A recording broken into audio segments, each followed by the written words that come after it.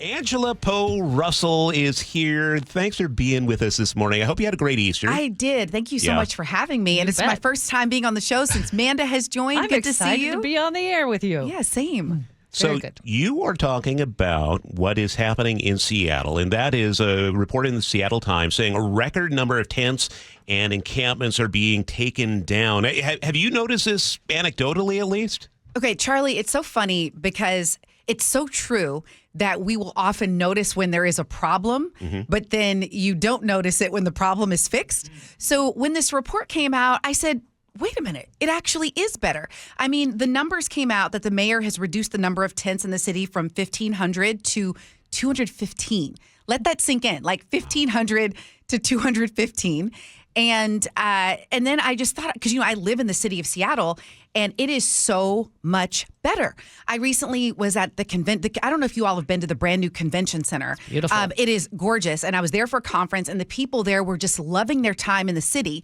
The organizers loved it so much that they've already committed to coming back year after year. Good. I mean, do y'all remember where we were after the pandemic and how people were leaving the city in droves? Mm-hmm. So I think this was something that needed to happen.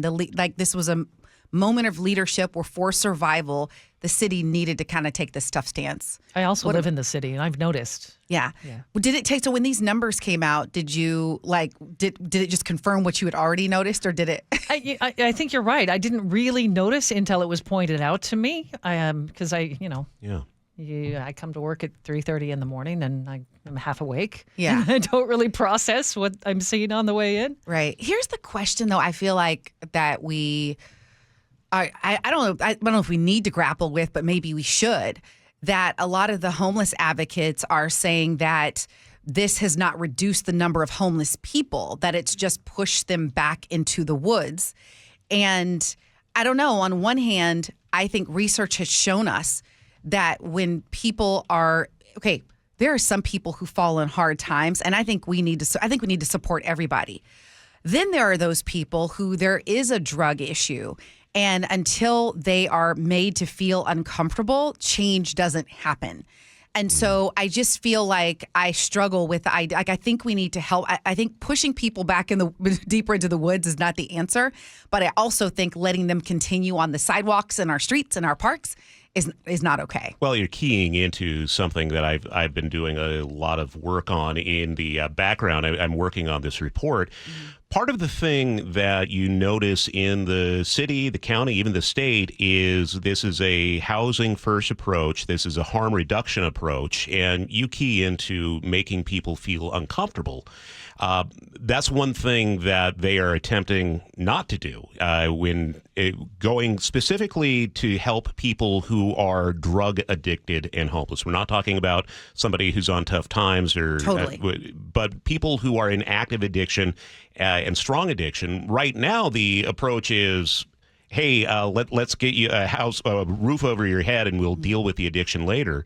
I'm hearing from a lot of advocates who say, listen, we actually need to make people feel a little uncomfortable, and maybe that's when they start getting help. And it's a long-range fix instead of just having people move into the woods and continue using. Yeah, and I think that's such a great point. And although, in this report, advocates are critical of the mayor and that they're saying, we've seen the number of beds decrease.